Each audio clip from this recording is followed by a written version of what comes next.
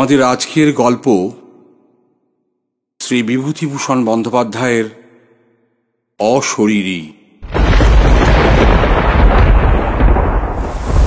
আমাদের অদ্ভুত গল্প হচ্ছিল সেদিন আমাদের লিচুতলার আড্ডায়, কিন্তু সেসব নিতান্ত পাঞ্চে গোছের ভূতের গপ্প। পাড়াগাঁয়ের বাঁশবাগানের আমবাগানের গেঁয়ো ভূত সাদা কাপড় পরে রাত্রে দাঁড়িয়ে থাকে, ও সব অনেক শোনা আছে। ওর বেশি আর কেউ কিছু বলতে পারলে না। এমন সময় শরৎ চক্রবর্তী আড্ডায় ঢুকলেন। তিনি আবগারি বিভাগে বহুদিন কাজ করে অবসর গ্রহণ করেছেন। 60-এর কাছাকাছি বয়স, তান্ত্রিক সাধনা করেন, ইকুজি কুষ্টি বিনে পয়সায় করে দেন। কোন রত্নের আংটি ধারণ করলে কার সুবিধে হবে ঠিক করে দেন। পরের বেগার খাটতে ওর জুড়ি বড় একটা দেখা যাবে না। লোক অতি সজ্জন, সকলে মানে শ্রদ্ধা করে। অনেকে ওর সামনে ধূমপান করে না। শরৎবাবু ঢুকে বললেন, এই যে কি হচ্ছে আজ, যে বাদলা নেমেছে।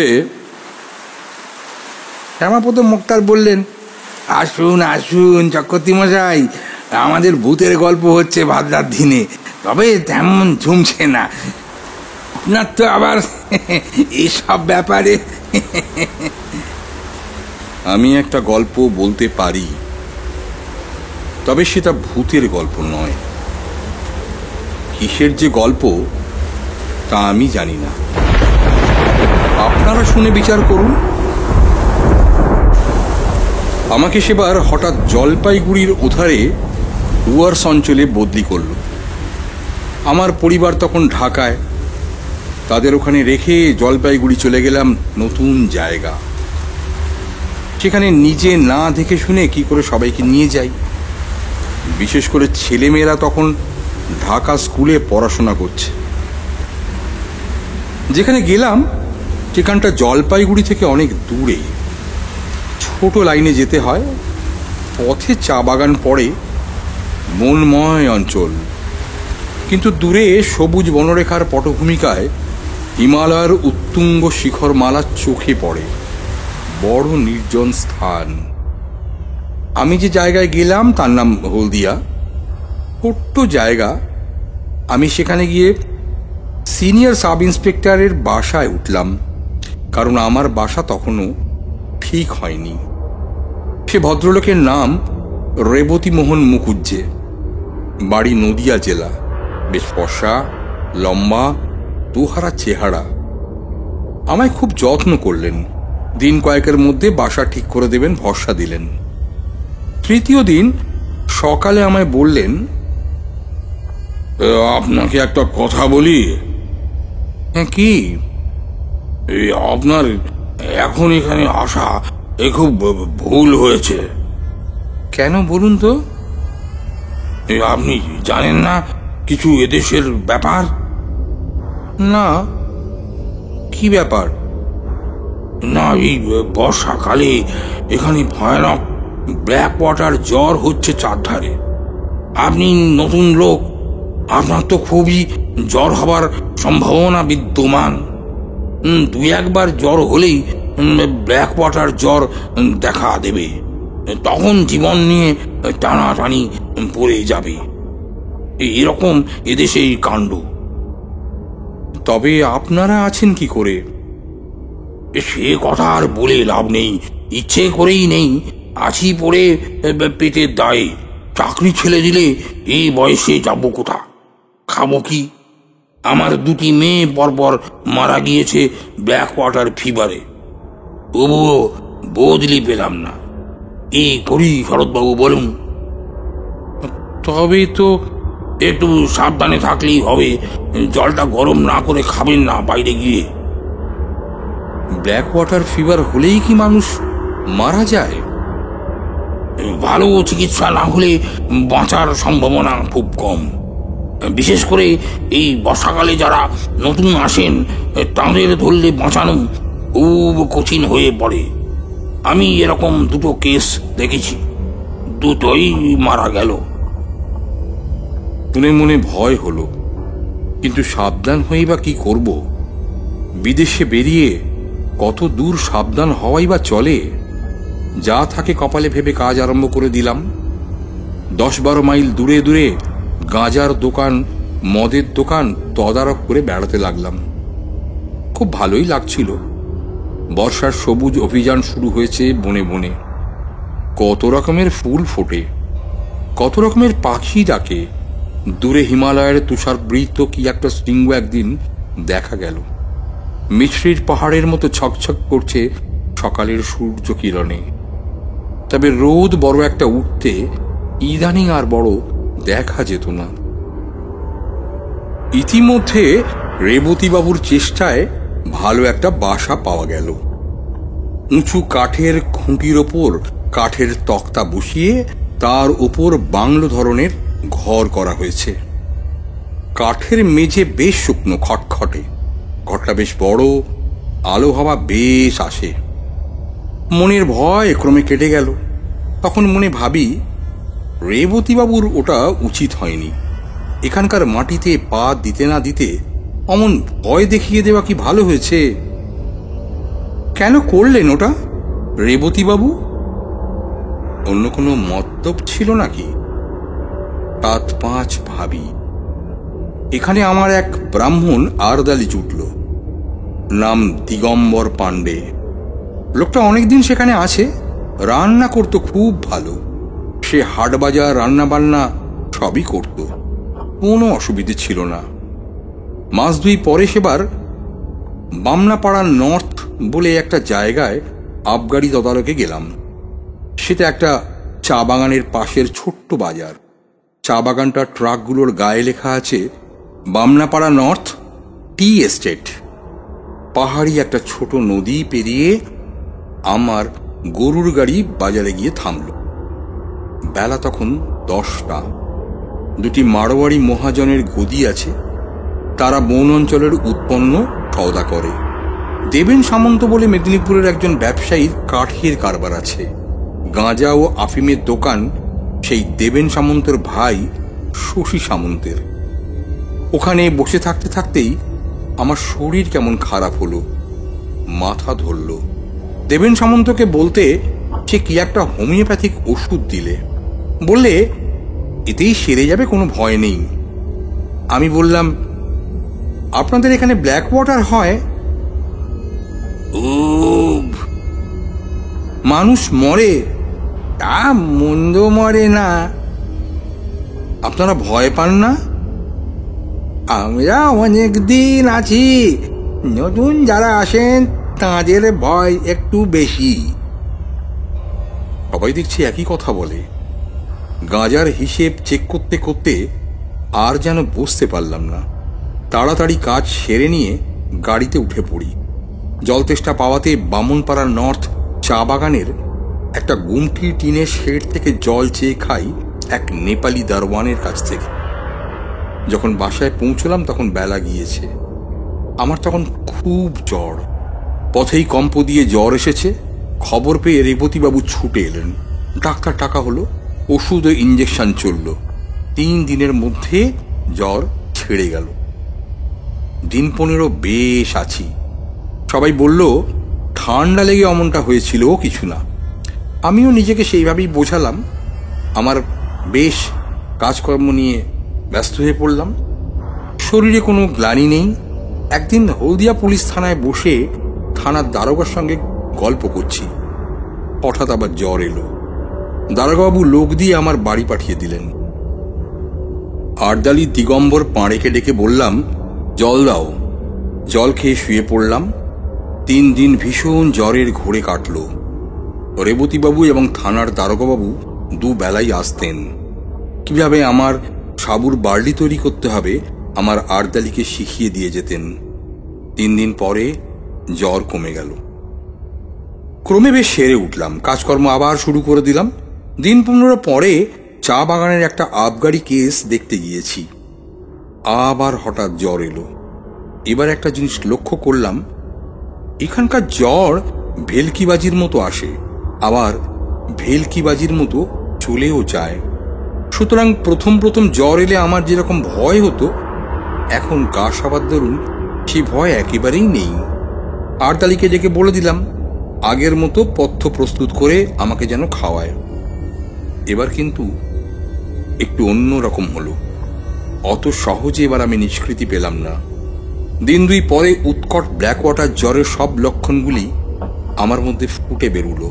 অতিরিক্ত রক্তপাতের দরুন অত্যন্ত দুর্বল হয়ে পড়লাম। সেরে উঠতে 5-6 দিন লেগে গেল।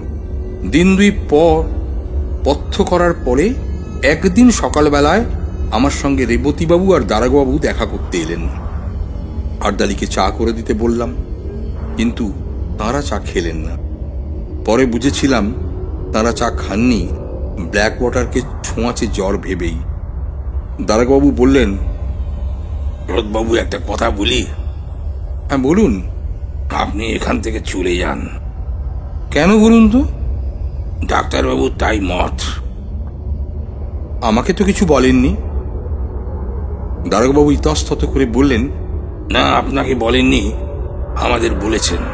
আপনাকে বলবার জন্য কিনা, তাই বলা উচিত ভাবলাম। উনি বলেছেন আপনার অসুখ খুব খারাপ। মানে আমি তো সেরে গিয়েছি। ও সারা বড় কঠিন, শরৎবাবু। বেশ, তাহলে স্টেশন পর্যন্ত আমি যাব কি করে? রক্ষিয়াঘাট পার হবার মতো আর তো কোনো উপায় দেখিনি। কিচ্ছু ভাববেন না, স্ট্রেচার জোগাড় করেছি চা বাগান থেকে। কুলি পাঠাবো, পুলিশের একজন লোক সাথী থাকবে। আপনাকে ট্রেনে উঠিয়ে না দিয়ে তারা ফিরবে না। বেশ। আমি তখন জানতাম না যে আজই আমার জীবনের শেষ দিন হতো যদি, কিন্তু সে কথা আমি ক্রমে বলছি। আমি সম্মতি দিলে দারোগাবাবু চলে গেলেন। তখন বেলা 9টা হবে। গরম জল করে নিয়ে আসতে বললাম আর্দালিকে, গা হাত পা মুছবো বলে। তারপর এক বাটি বার্লি খেলাম। আরো একটু বেলা হলে 2টি ভাতও খেলাম। বেলা 12টার পর লোকজন এলো স্ট্রেচার নিয়ে। সেখানে দাঁড়িয়েছিলেন রেবতীবাবু ও দারোগাবাবু। আমি আর্দালির জিনিসপত্র গোছাচ্ছি, এমন সময় আমার এলো জ্বর, ভীষণ কম্প জ্বর। আর আমি বুঝতে পারলাম না। ঘরের মধ্যে গিয়ে তাড়াতাড়ি বাঁধা বিছানা আর্দালিকে দিয়ে খুলিয়ে পাতিয়ে শুয়ে পড়লাম। এবার আমি আর কিছু জানি না। আমার সমস্ত চৈতন্য লুপ্ত হয়ে গেল এক ঘন অন্ধকারের আবরণের অন্তরালে। যখন আমার জ্ঞান হলো, তখন 2টো জিনিস আমার চোখে পড়ল। প্রথমেই অন্ধকারের মধ্যে একটা কি গাছের ডাল পাশের জানালার বাইরে হাওয়ায় দুলছে। দ্বিতীয় জিনিস হলো আমার বাক্স ও পুঁটুলি আমার পায়ের দিকে দেওয়ালের কাছে রয়েছে এবং আমার ছাতিটা দেওয়ালের কোণে এলানো রয়েছে। আমি কি রেলওয়ে ট্রেনে উঠেছি? কিন্তু এত অন্ধকার কেন? রেলের কামরা, অন্য লোকই বা নেই কেন কামরায়? তারপর আস্তে আস্তে আমার মনের আকাশ মেঘ মুক্ত হয়ে আসতে লাগলো। আমার মনে পড়ল যে আমি স্ট্রেচারে আদৌ উঠিনি।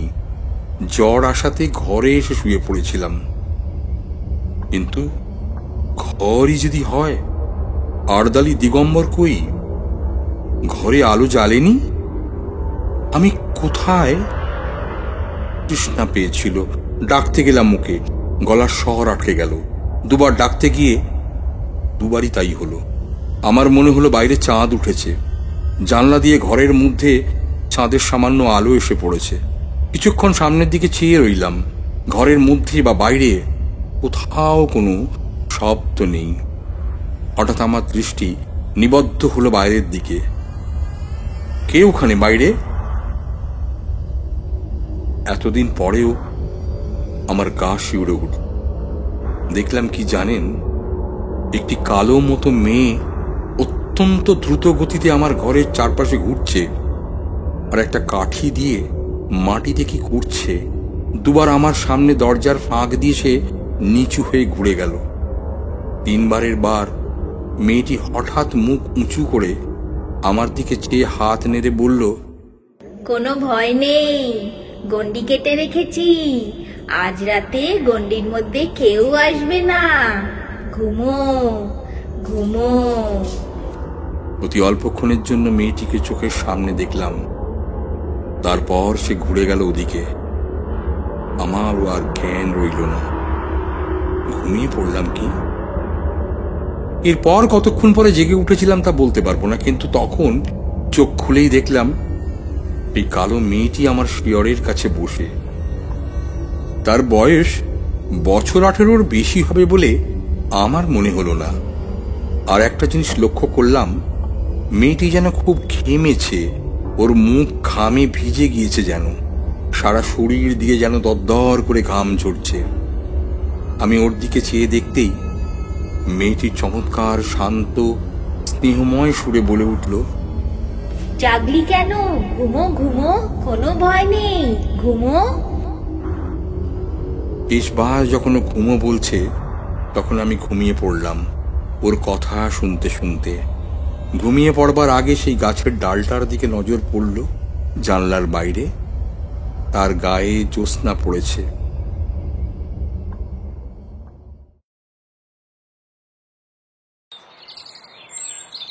পরদিন সকালে আমি যখন জেগে উঠলাম তখন আমার মনে হলো স্বাভাবিক সুস্থ অবস্থায় ঘুম থেকে আমি জেগে উঠি।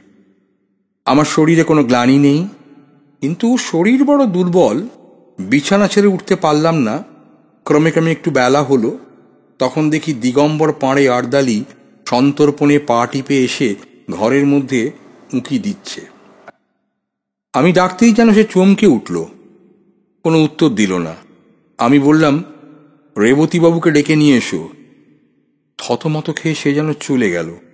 কিছুক্ষণ পরে অনেক লোক এলো আমাকে দেখতে, তার মধ্যে রেবতীবাবুও ছিলেন।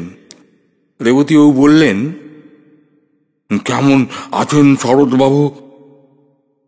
ভালো ভালো। যদি আপনারা বলেন সবটাই জ্বরের ঘোরে স্বপ্ন দেখেছি, তারও কোনো প্রতিবাদ আমি করতে চাই না। স্বপ্ন যদি হয় বড় মধুর, বড় উন্নত ধরনের উদার স্বপ্ন দেখেছিল আমার মুমূর্ষু মন, সে স্বপ্নের ঘোর আমার সারা জীবন চোখে রইল মাখা। মস্ত বড় একটা আশার বাণী দিয়ে গেল প্রাণে। শরৎ চক্রবর্তী চুপ করলেন। মনে হলো তাঁর চোখে যেন জল জল করছে। উকিল নিতাইপদ রাহা বলে উঠলেন, আচ্ছা, সেরে উঠে হলদিয়াতে আপনি ছিলেন কতদিন? যতদিন গভর্নমেন্ট আমাকে বদলি না করেছিল, প্রায় 2 বছর। ওভাবে একা ছিলেন বাসায়? আমি আর দিগম্বর, আর কেউ না। আর কোনোদিন কিছু দেখেছিলেন? না। অসুখে? আর অসুখে ভুগেছিলেন? না। ঘন বর্ষার রাত, বাইরে বেশ অন্ধকার। জোনাকি জ্বলছিল উঠোনের শিউলি গাছটার ডালে পাতায়। আমরা সবাই অনেকক্ষণ চুপ করে রইলাম। নিতাই উকিলও আর বেশি কথা বলেনি।